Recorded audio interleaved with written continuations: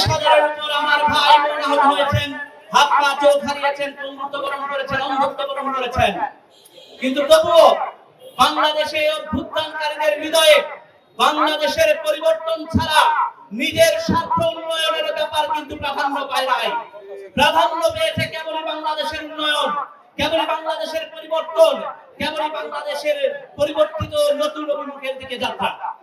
সেই যাত্রায় আমরা জানি 12ই ফেব্রুয়ারি নির্বাচনে বাংলাদেশের জনগণের সামনে দুইটা ভোট ছুড়ে দেওয়া হয়েছিল। গণঅভ্যুত্থান পরবর্তী সময়ে বাংলাদেশের ফ্যাসিবাদ বিরোধী সমস্ত রাজনৈতিক শক্তিগুলো মিলে জাতীয় ঐক্যমত্য কমিশনে বসে বাংলাদেশের জনগণের জন্য কিছু সংস্কার প্রস্তাবনা হাজির করেছিল এবং সেই সংস্কার প্রস্তাবনার মধ্যে ছিল বাংলাদেশের রাষ্ট্রের বাহিনীগুলো, পুলিশ, র্যাব, বিজিবি কিংবা সাংবিধানিক প্রতিষ্ঠান যেগুলো আছে, প্রধান বিচারপতি তিনি কোনো দলের হবেন না, রাষ্ট্রের হবেন, জনগণের সেবক হবেন।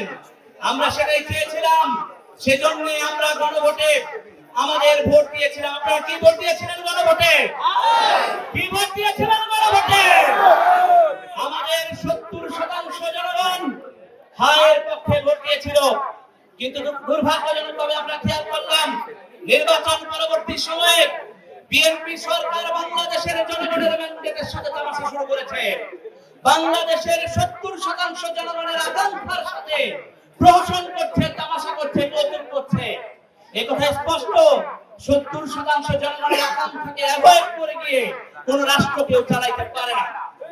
এই কথাটা ক্লিয়ারলি বুঝতে হবে। বাংলাদেশের জনগণের আকাঙ্ক্ষাকে বুঝতে না পারলে আপনারা সঠিকভাবে রাষ্ট্র চালাতে পারবেন না।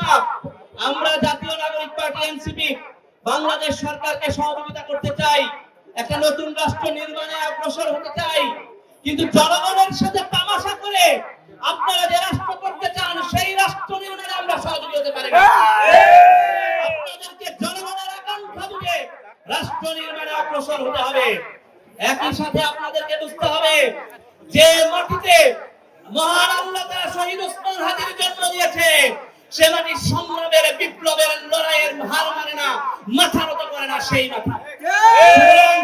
শহীদ ওসমান হাদিকে জন্ম দেওয়া মাটির এই সন্তানদের সামনে রেখে বলতে চাই, বাংলাদেশ গড়ার লড়াইয়ে আপনারা এনসিপির সাথে থাকবেন তো ইনশাআল্লাহ? আপনারা মনে রাখবেন, এটা বাংলাদেশ গড়ার লড়াই, এটা আমার জেনারেশনের লড়াই, এটা তারুণ্যের লড়াই, এটা আমার আপনার ভাই বোনের শাহাদাত যারা বরণ করেছেন তাদের রেখে দেওয়া লড়াই। এইটা আমার আপনার ঘরে থাকা সন্তানের, পিতার, মায়ের মাঝে বসে থাকা ওই মায়ের, কিংবা আমার মসজিদে বসে থাকা হুজুরের, এই দোকানদার, ব্যবসায়ী, রিকশা চালক, শ্রমিকের অপূর্ণ লড়াই। সেই লড়াইকে পূর্ণতা দেওয়াই আমাদের কাজ। সেই লড়াইকে পূর্ণতা দেওয়ার জন্য আমরা লড়তে চাই, আপনাদেরকে সাথে নিয়ে একটা বাংলাদেশ গড়তে চাই, একটা নতুন বাংলাদেশ, যে বাংলাদেশ আমার এবং আপনার হবে, জনগণের কথা বলবে, জনগণের জন্য লড়বে। আমরা আপনাদের কাছে বলতে চাই, আমরা যখন জুলাই গণঅভ্যুত্থান শুরু হয়েছিল, আপনাদের মনে থাকার কথা, আমরা স্লোগান দিয়েছিলাম কোটা না মেধা। মনে আছে আপনাদের স্লোগানের কথা? কোটা না মেধা, মেধা মেধা। এই যে মেধা কথা বলেছিলাম, বাংলাদেশ সরকার কি মেধা ও যোগ্যতার ভিত্তিতে এখন চাকরিতে নিয়োগ দিচ্ছে বলেন? আমরা তো মেধা ও যোগ্যতার ভিত্তিতে চাকরি চেয়েছি। সরকারি অফিসে বসে আপনাদের পিছনে পিছনে দৌড়াবো, দোষমুক্তি করতে হবে, চাটুকারি করতে হবে, এই জন্য আমার তরুণেরা কোনো অভ্যুত্থান করে নাই। সুতরাং মেধা ও যোগ্যতার ভিত্তিতে আপনাদেরকে এই চাকরি নিশ্চিত করতে হবে।